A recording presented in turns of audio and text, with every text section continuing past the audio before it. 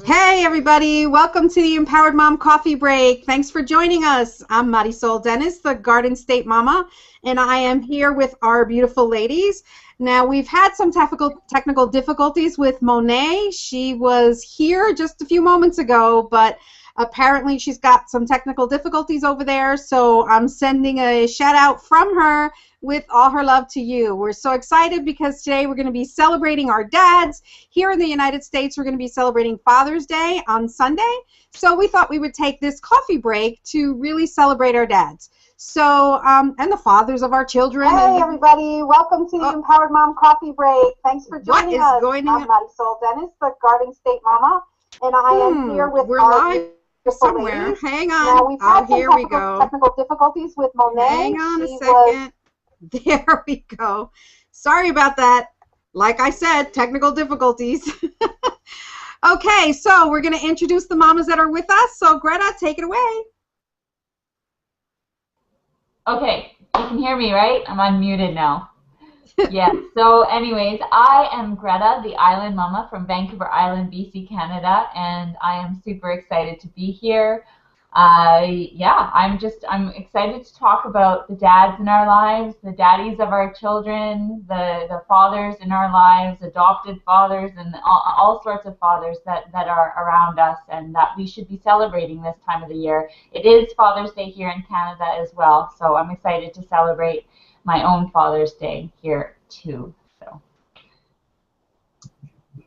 Hey everybody, I'm Maria from Idaho, and I'm the Gem State Mama. It's really getting warm here. We had a 90-degree day on Monday, so it was kind of nice. Just really excited about, my dad was a great influence on me, so I'm excited to be. That's our topic of the week, and looking forward to all the other ladies piping in. I'm hoping people will come on the live fire and give us their thoughts too. Absolutely, absolutely.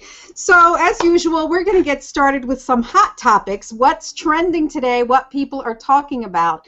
And one of the things that is, I'm sure everyone has heard about the comedian Tracy Morgan.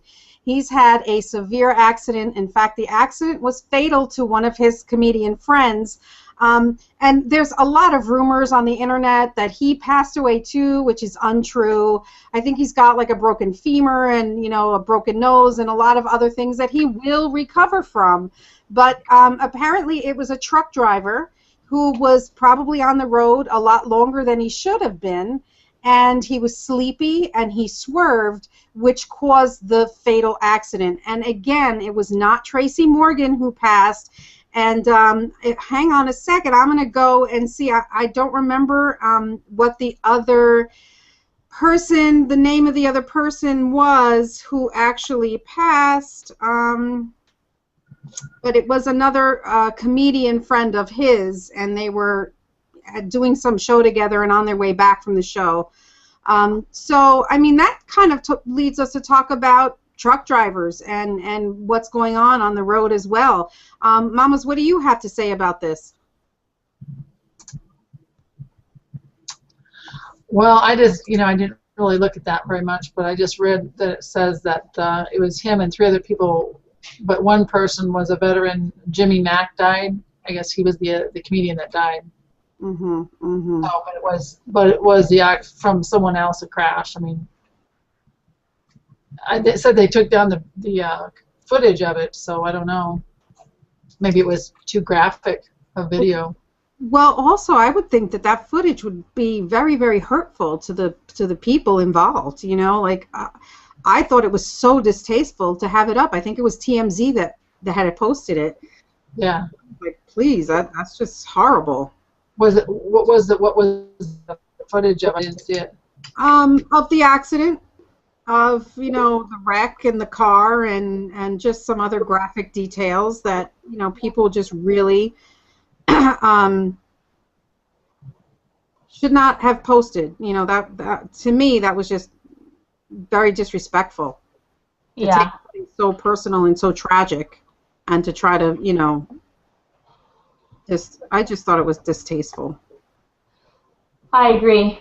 Sometimes I think that people don't really, because they don't personally know somebody, they think that they're different than than what it would be to see your own family member go through something like that. I mean, it's just horrible. It's not really necessary, and it is, again, like you said, Marisol, it is disrespectful and disheartening to see people do things like that, almost glorifying something that should never be glorified. I mean, we have to learn from experiences like that, but we don't need to actually see that or post things like that. I mean, I couldn't imagine what it would be like to come across that, and maybe it would be hard to not see it, you know, to not look at it or not see it. And I mean, those images will be forever in their minds, and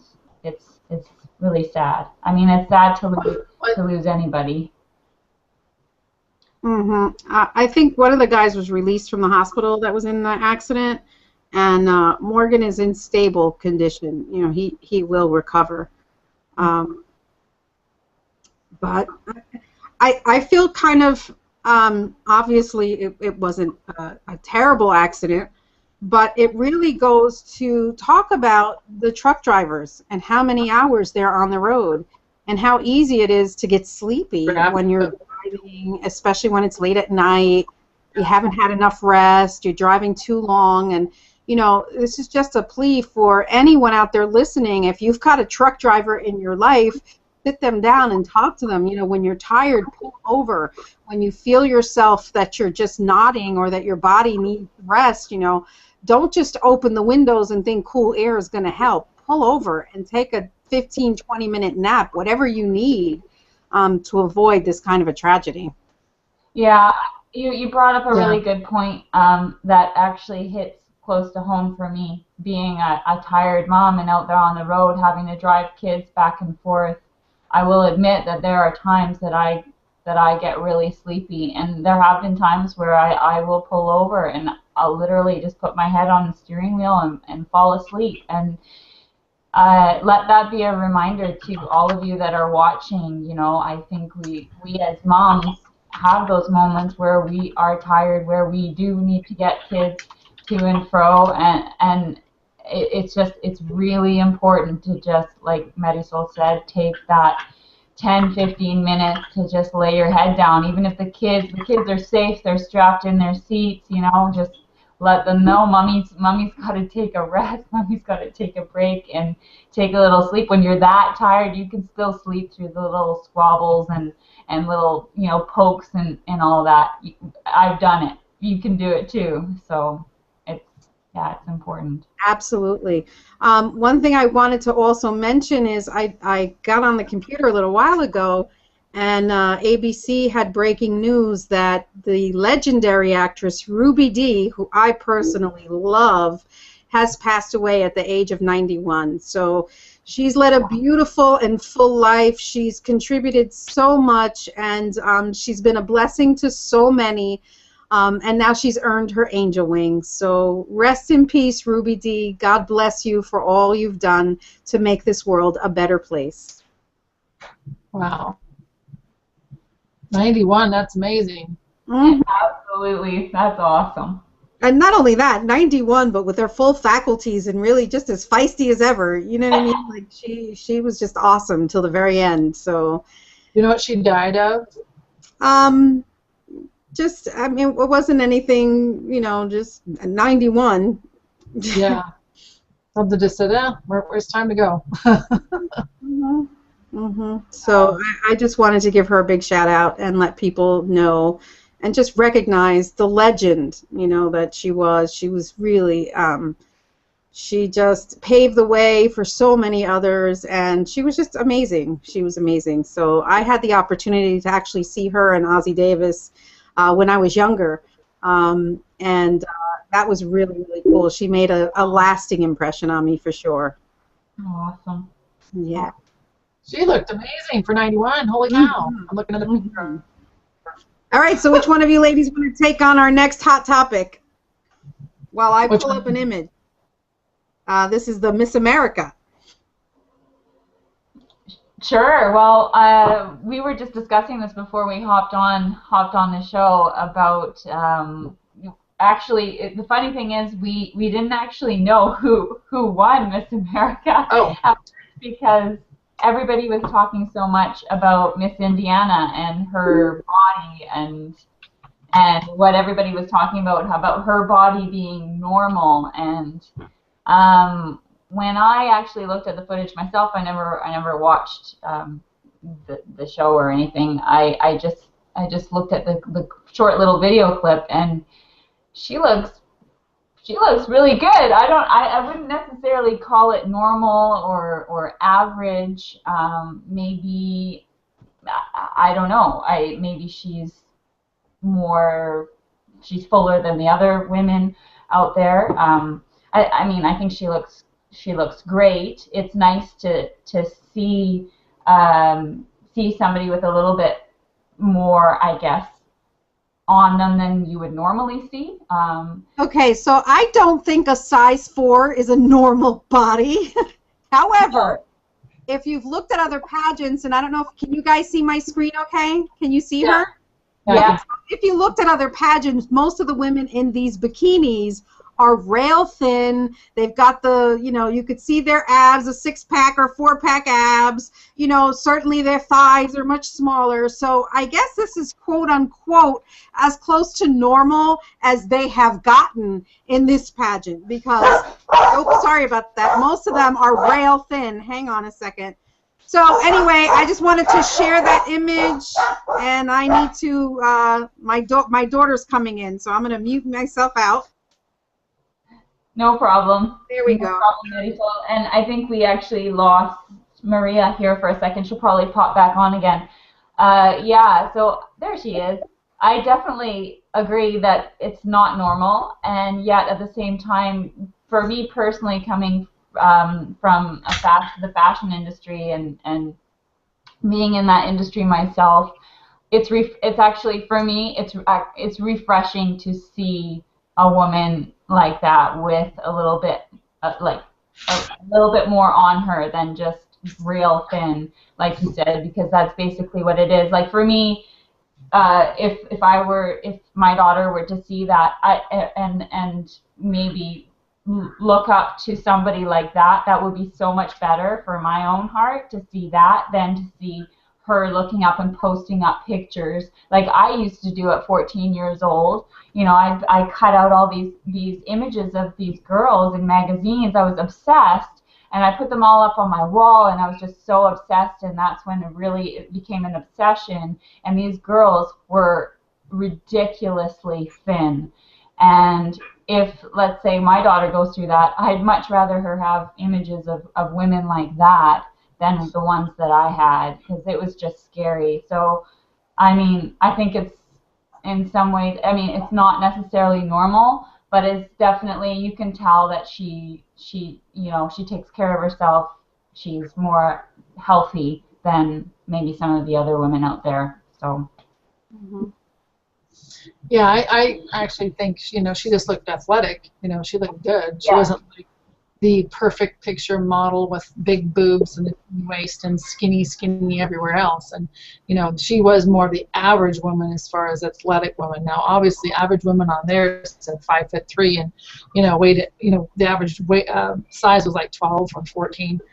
I don't know if that's the average woman, but that's what they say. So, as far as her being average, no, she's above average in height, and she's above average in, her physique. She's in good shape, because the average woman is not in shape. But I think what's important is exactly what Greta said, is that, it's really more about being more normal as far as what would be not rail thin, not sickly thin, not something that we, can't really attain.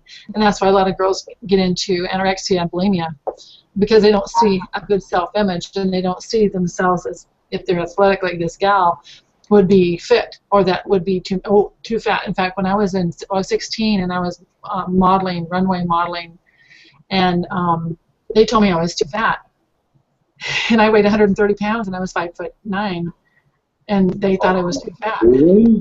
And I mean, I weigh 155, and I'm almost 5'10", but I mean, to me, I feel healthier and good the way I am, and I can eat food and not feel worried about it. But it is really about accepting yourself, and I think that it is on the better track for Miss America. What is Miss America? Is it some icon that we really can't attain? And it really puts little girls in that understanding of, I'm not good enough. I'm never going to be good enough, and that's not okay.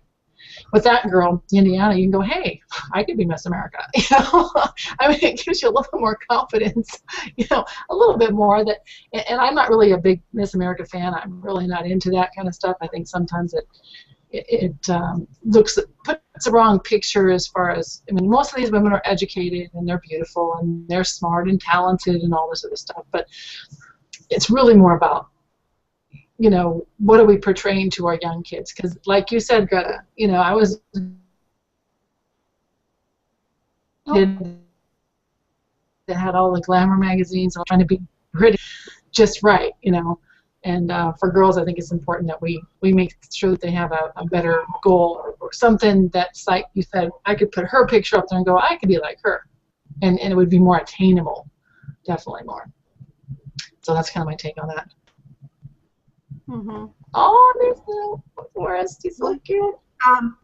Before we go into our topic, I just want to mention that, and I'll actually try to find it and post it into our group. I'm not going to put it on our page because it actually had some words that kids should not be listening to, but they took the Ursula from The Little Mermaid, the very full-figured, scary villain. Yeah. But they actually made an Ursula doll that looks like she's a size 3. Oh my God. And so that was really depressing because some people were like, Ursula's the first Disney character that actually had some meat on her, made Bat look cool. And so they actually did a Disney doll of Ursula, and she looks like a Barbie. Oh my gosh. And they had a poetry slam, and this young woman who was very full-figured did an amazing, amazing poem. And it's a poetry slam, which means it's not going to be, rated PG necessarily. So I will post it in our group and not our public page. But it was a very, very powerful poem about the full-figured woman and what society is doing to her. So, yeah, I think that's great. A lot of people are talking more about Miss Indiana and her figure than they are talking about, I guess it was Miss Nevada that won. But me personally, I'd love to see the day when that Miss America pageant has short people, tall people, heavy people, skin, just a little bit of everybody, as opposed to just this one, rail-thin image of what a perfect Miss America should be. Because whoever you are, whoever you're watching, guess what? You are Miss America. So when you look in the mirror, Ms., Mrs., Ms., whatever it is, that's you. That's who America is, not these people who represent a very small fraction of who we are. Because we're what we are in our hearts, and what reflects on the outside is, it doesn't matter, it's what's on the inside. So yeah, look in the mirror and say, I am Miss America or Miss Canada or wherever you're from, because you are. Trust me, you are. That's right. I agree. All right, so now we're going to go on to segue to our real topic today, which is celebrating fathers. Father's Day is coming up on Sunday, and it's a celebration of dads. And, I notice sometimes we don't always go overboard and celebrate, like, Mother's Day. I don't know if you guys have noticed that, but, Father's Day is just an amazing day. And the other day I was leaving the church, and I'm kind of cutting around the corner, and I see this dad, and he's walking down the street, and he's got these long dreads, and he's got the biggest smile on his face, and sticking out from his hoodie was the cutest little baby you ever wanted to see. And all you see was this great, beautiful head of hair and these big giant eyes, and the baby's literally zipped up in the hoodie, and the dad was just walking down the street. He had a couple of grocery bags in his hands, and he was just so excited, and it was the cutest thing, because I was looking like, you know what, that's what it means to celebrate Father's Day. This man who is just in his glory, just the greatest smile on his face, the happiest walk in his step, because there he was carrying his groceries home, but lugging around with his beautiful, beautiful baby. And I said to him, you know, that is the absolutely cutest thing I have seen all day, because it was truly an image that will be embedded in my mind. It was just adorable. And, you know, shout out to all the dads who really step up. There's so many times that we talk about the fathers that are missing and the fathers that are not doing and the fathers that are, you know, the children who need their dads and they're not stepping up to the plate. And we hear more about that than about these dads who are really stepping out and really taking amazing care of their kids and really doing what it takes to be a father. And, you know,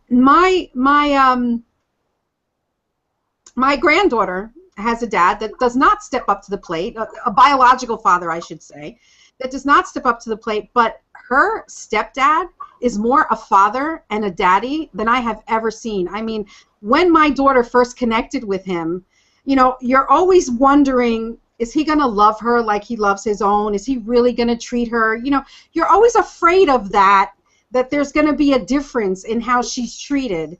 And he's in the military, and he was gone for 2 weeks, and one day he came home, and my granddaughter lit up like a Christmas tree, and so did he when they saw each other.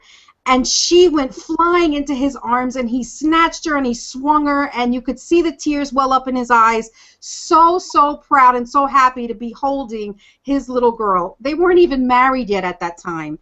But he was so happy to see Amaya, and you could see the love between them. And that was when everything in me said, thank you, God. He loves her. He adores her. And if she didn't feel that, there's no way she could have had that reaction. So my hat's off to also the men who take on these children who may not biologically be theirs, but in their heart and soul, in every fiber of their being, they are. And we are so blessed that my granddaughter has an amazing, amazing daddy. He is just amazing. Any little thing she does, he's posting, so proud of his daughter, you know. And it's just, I just love it. I love it. That's beautiful. You know, it's really true, and I think you're right. It's really about, you know, dads, whether it's the stepdad or the real dad, or, you know, even some fathers who are grandpas, you know, like a grandpa dad to someone else, adopted grandpa. And I know for me, my dad's an amazing guy. He's kind of taught me how to live my life and go through hard times and still keep on stroking, keep on swinging. And he's married to a woman now that's 20 years younger than him, and he's 80 years old, and he's still trucking, and he still treats her sweetly and kindly, and, you know, prefers her, and it's just like, he's 80 years old, he works, he has his own business, but he works at that business 40 hours a week, and, you know, he just, every place he goes, he's smiling, he's interjecting and helping other people, and seeing how he can change the life of other people, and I just love my dad. And, you know, he's been a great example to me, just of that integrity. And there's a lot of dads out there that need to kind of step up and be a better dad, and they can if they choose to be. But dads are such a great influence to us. I mean, moms have their place, you know, and they have all the good things that they bring to the table. But for a dad, he brings, you know, I think dads can push us where moms can't push us as much. You know, dads can really push us and you know, do out of our comfort zone, or doing things that we think, oh my gosh, I don't know if I can do that. And Dad will come aside and say, hey, you can do that. You can do that. Come on. You know, they push a little harder, and then we need that. And whether you're, you know, you have a dad now, or your dad's flaked out on you, but you know, you have to find someone that can be a dad figure to you. So for me, it's really about the dads that are there and the dads that are stepping up, like Marisol's, you know, daughter's husband, who's stepping up to the plate, and that little girl doesn't even think she doesn't feel like she's missing anything because she has her daddy, right? So that's the beauty of it all, is that he's getting blessed with someone that's not biologically his, but he stepped up to the plate, and he's blessing her, and she's blessing him, and it's just, oh, it's awesome. It makes me cry. Yeah, that is definitely awesome, and I can definitely relate to so much of that, because our family, as you know, both of you know, is a blended family, and so it kind of goes both ways. I've taken on the role as mommy to all of our children, and Leon, my partner, has stepped up to the plate, and he's daddy, and I'll never forget the day that you know, that I knew that we were committed, and I said to him very clearly, I said, no matter what happens between you and I will always be their mom. I will, no matter what. That is my commitment. And like you know, I can walk away. To me, the love between a man and a woman, or woman and woman, or whatever it is, but between parents can change. But I believe that once you commit your heart to a child, that love never, it never changes. It never goes away. And so I said, you know, I am making this commitment to the children. Can you do that? Can you make that same commitment? Because if you can't, I'm not doing this. This is not going to happen. It's not going to work for me. And he made the same commitment, and it wasn't just with words. It was with both of our hearts in there. And you know, we've had our struggles, ups and downs, and we're still pushing through together in our relationship. And we are committed no matter what to our children. And it's just, I've had other experiences with my children where it hasn't happened that way. And I know without a shadow of a doubt that he loves our children. You know, some of our children are not his biological children, but I know with all my heart that he loves them just as much as he loves his own biological children. And I feel the same way. It's once you make that commitment, that's it. You know, you make a decision to love a child, and it never stops, no matter what. It doesn't. Yeah. So I'm definitely again, Leon, my friend, he's away right now. Right? I hear myself. You guys have feedback? I can hear a little bit. I don't know why that's happening now. Can you hear me now? I don't hear anything. Okay, so he's away right now working, and this is why I mean, we're all here. We all have reasons why we're doing this and why we're on this, why we have started the Empowered Moms group, and why we're here with all of you and sharing our stories. And when people are away that we love, we tend, I feel that the love grows even more, and it's made me realize how important he is to our lives, and it gets harder and harder each time he goes away, and it's just fueling that fire more and more and more to do all that I can to make sure that he can be home and we can raise our children together. And so I am definitely celebrating this Father's Day, even though he doesn't get to be home with us. We will be celebrating that day with him, and I'm just so happy to have him in my life and my kids' lives. Absolutely. When my husband and I first separated, it was not a very friendly separation. It was a very difficult one, and we had to work our way back to being friends. But the beauty of it is that it never skipped a beat with his children. You know, the love a father has for his children, no matter what was happening between us, that did not affect in any way, shape, or form his relationship with any of our children. And now, moving forward, you know, it took us a long time to get to this place, but we're friends and we're a family. You know, we sit down together as a family. We celebrate things as a family. On Father's Day, we're all going to be there celebrating him together. And, you know, we're at that place because of the love we have for our children. And it's a bond that we share that's the strongest bond in the world. Absolutely. You know? That's something I struggle with because my ex-husband is not, you know, he doesn't do the things that, you know, I would think he should do. He's caused a lot of problems and a lot of heartache. So for my kids, some of them will celebrate Father's Day you know, because of him, and other ones will just cringe because of his treatment of them. And so for me, Father's Day for me is great, but for my kids, it's kind of, you know, maybe the little ones are okay with it, a few of the older ones, but most of my older boys just have a real hard time. So for them, Father's Day is not a great thing. Well, And it sounds like they have a wonderful grandpa to celebrate. they do. So I'm excited about that. And, you know, they know, in fact, my oldest son, who's a father, he is a great father. He's a good daddy. He loves his kids, and I just celebrate him, you know, and so at least he can know he's a good daddy.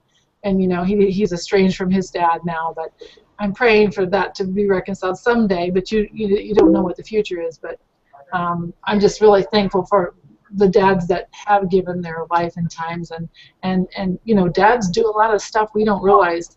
They sacrifice a lot being away from their families, especially military men who go out and, you know, fight for our freedom. They're dads and they're away from their kids, and that just breaks their heart sometimes. Yeah, Not we just some. want to keep them in our prayers this Father's Day for sure. Absolutely, absolutely. Go ahead. Go ahead, Greta. He's a little bit fussy right now, but I definitely like what you said about having your own dad, Maria, to celebrate. Oh, sorry. He's That's okay. getting cranky. I should probably stop talking. But anyway, celebrating grandfathers on this Father's Day is so important as well. This past Mother's Day, that's what we did. We actually focused on my mom this Mother's Day, and it made it the best Mother's Day ever. So. Awesome. All right, well, ladies, I want to wrap it up with something that I have. 1 second. So I'm going to just read you this little poem that I pulled up. It says, "What makes a dad? God took..." Hang on a second, Greta. I'm just going to mute you out. Okay, there you go. What makes a dad? God took the strength of a mountain, the majesty of a tree, the warmth of a summer sun, the calm of a quiet sea, the generous soul of nature, the comforting arms of night, the wisdom of the ages, the power of the eagle's flight, the joy of a morning in spring, the faith of a mustard seed, the patience of eternity, the depth of a family in need. Then God combined these qualities when there was nothing more to add. He knew his masterpiece was complete, and so he called it Dad." Oh, I love that. That's awesome. I love that. He sent that to me. That goes out to all the dads out there, and we just want you to know we love you for loving the children of the world, for loving your kids, for being a dad to kids. Maybe there's a lot of men out there that don't have children of their own, but they're fathering in many ways other children and helping to raise other children. And we here at Empowered Moms just want you to know that we appreciate you, we celebrate you, and we thank you. So that's it. That's our show for today. We're going to see you next Thursday, 2 p.m. Eastern, for another coffee break with the Empowered Moms. Thanks for joining us. Bye-bye. Bye. Yeah. Mama, could we have this